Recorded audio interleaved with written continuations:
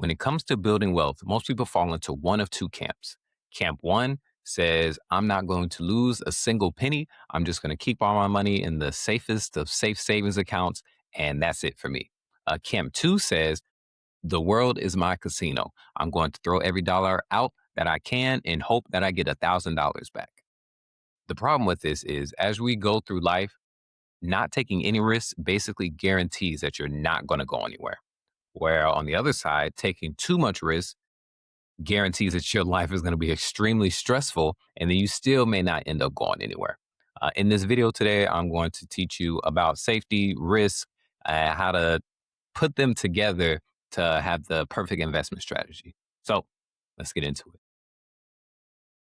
All right. So, main topic of today is financial security versus financial freedom. Pictured here, you'll see Mr. Myron Golden. He's one of the people that I follow the most. Wonderful mind, has accomplished a lot for himself, had very humble beginnings. He actually has polio, still has it right now, struggles to walk, but is very bullish on doing things to achieve financial freedom, follows God, great guy. Go check him out, right?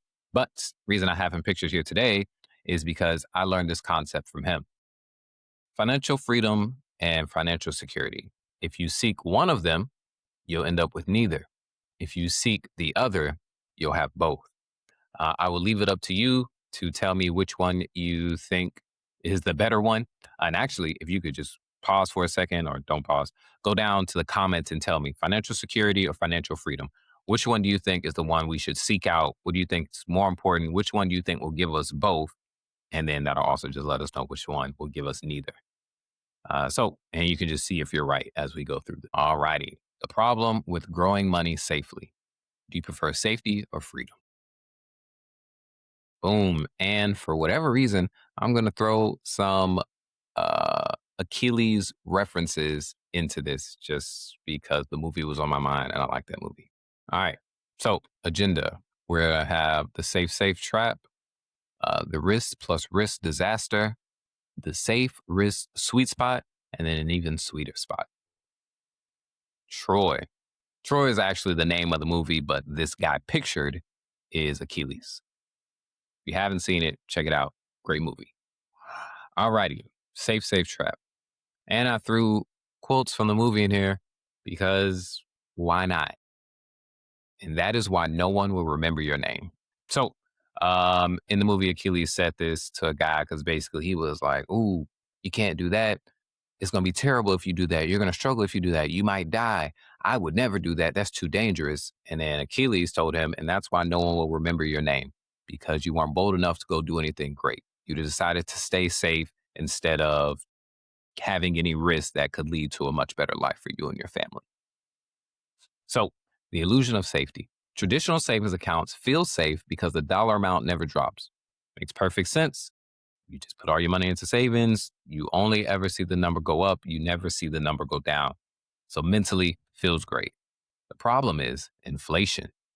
Inflation guarantees that you're going to lose purchasing power over time. Inflation is currently at 3.8%.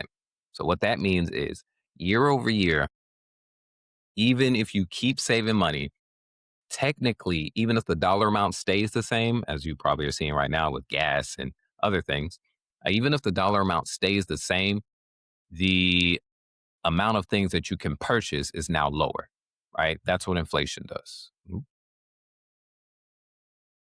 Takeaways. You can't save your way to financial freedom. Zero risk equals zero reward, right? This is important, right? Honestly, this may be the most important thing because I think a lot of people that I've met at least are in this area. They've gotten out of their parents' house. Some of them have found really great jobs. Some of them have started saving money. They're doing great. I've met people with 10, 20, 30, 50, $60,000 in their savings account. And it's in a savings account that only grants them maybe 1%, return on their money. That's horrible, right? You can make, 3%, 4% without even trying. If invested, obviously you can make much more than that. So I take it as my purpose to at least let the people who are in this safe mentality know, hey, there are other places you can put your money. You can keep a small amount in your safe account, but the rest should be in other things so that you can start working towards that financial freedom number. All right. So the risk disaster. You will wonder the world. You will wonder the underworld, blind, deaf, and dumb. So basically, what I'm bringing up with this quote is if you decide to run through the world with a risk mentality, meaning you have no safety nets, all you're trying to do is just keep shooting for the moon every single time without any safety nets, you will wander the underworld, blind, deaf, and dumb. And then after that, he was like, everybody will know that's Hector, the fool who thought he killed Achilles. Dope movie. Just go watch it. But basically, he was insulting him because he killed his brother and he's mad about it. He was about to kill him. He did end up killing him. That's a spoiler. Anyways, casino mentality. You skip the basics and throw your entire check into 0-day options, or you decide to pick stocks because of the hottest news that you hear online or from different influencers. That's not a great way to go about investing. That's not investing, that's gambling. So, the consequences: financial and emotional exhaustion. You are constantly checking your phone, sweating over every market dip, and one bad week can wipe out months of hard work. Me myself, I've experienced this a lot because as I'm starting to, even with the experience that I've had, being in stocks for 10 plus years, getting into this options trading arena, I 100% have been sweating over market dips just because if they're happening on bad days when I have my expiration dates, and I have had a couple days wipe out a month and a half of hard work of trading. So that 100% happens. It's not just written there for no reason. Please manage your risk and make sure you start off with the basics, have a nice foundation created before you start doing this other stuff. It makes life harder, not easier. A lot of people want to get into options trading because they believe, ooh, if I make my money fast, my life will be easier. It's not. If you skip the basics and you just try to jump into this, your life is going to get much harder.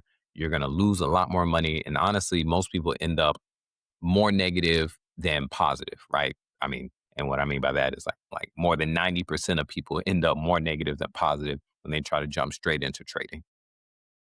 Just food for thought. All right. Now, the sweet spot. This is where we actually want to be. Is there no one else? So, this was actually a quote from the very beginning of the movie when each nation called out their champion, and Achilles basically killed the other nation's champion. And he looked at their entire army and said, is there no one else? Basically, does anybody else want to fight me? I'm the best. If you use this safe plus risk sweet spot, you will be the best, and there will be no one else who can challenge you. All right. So, tier one, the foundation, right? The safety. The base of your portfolio must be boring. Boring is good. You don't need all this. Oh, I made 25% in a day. You don't need that, right? If you're chasing that, because more than likely, if you can make 25% a day, you can lose 25% in a day. So that's not where you want to have majority of your money. And it should be consistent by dollar cost averaging into index funds like the S&P 500.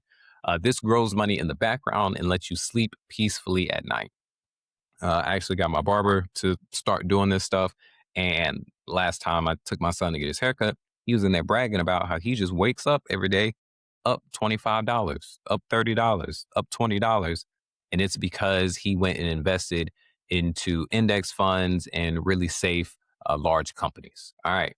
Tier two, blue chip stocks, right? These are calculated risks. Once an index fund foundation is set, right? You got your S&P 500, you got your QQQ, you got your, NASDAQ, whatever. Next, you can start looking into companies that are top in their fields. So you can get the top pharmaceutical company if you want, the top technology company. On here, I like tech. I like the technology sector. So I wrote the top 10 tech companies. Those are coincidentally also the top companies in the stock market, period. You are taking slightly more risk by picking individual stocks, but you stand to gain a much higher return from these established market leaders. So That's what you should look into after you get your base foundation of index funds. All right, that's where majority of your money needs to be. Now, only after you complete both of those tiers, can you start leveraging risk, right? So, a way you would do that is by options trading. Options are fantastic for generating income and accelerating growth, but they are the top of the house, not the foundation. You trade options with a small percentage of your capital while the foundation keeps you secure.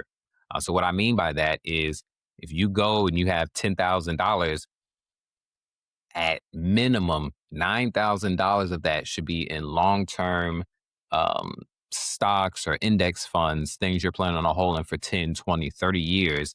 And then if you decide you want to take 10% of that, so maybe just $1,000, and start learning how to do some options trading, that is your prerogative. Uh, what's helpful with that is even if the worst thing happens and you lose all that $1,000, you still have $9,000 invested in long term stuff. And honestly, the way the market's been going, year over year, that should replenish the money that you lost. Right. So that's why we have it broken up that way. Hopefully, you take that um, non legal financial advice. These are just what I've done in my life and suggestions. But before you make any actual decision with your money, go do your own research, do your own research, do your own research. All right. And the sweeter spot, right? You can avoid making my mistakes and the mistakes of others with Mammoth Money Academy, right? Join our private options trading group where we share our wins, our losses, and our lessons learned in real time, right? Every day, every other day, I'm in there sharing whatever trades I'm actively making. I'll share when I lose stuff, I'll share when I win stuff, and sometimes I'll explain what I did to make my win so you can use that to maybe alter how you're making your trades. And then you can join Mammoth Money Academy for free. It's a financial literacy and stock investing education group. It's just a community of people who want to enhance their financial literacy and enhance their bank accounts through investing in stocks. And yep, here are some reviews from some of the people that have joined. It's up to you. And honestly, at the end of the day, I don't really care who you listen to. It could be me, it could be Wall Street Trapper, it could be Earn Your Leisure, it could be other people. I just want you to go and actually take action on something and start investing. That's it. And yeah, that is it. I appreciate you for watching. Again, Darius Lester, Man's Money Academy. I'll see y'all in the next one.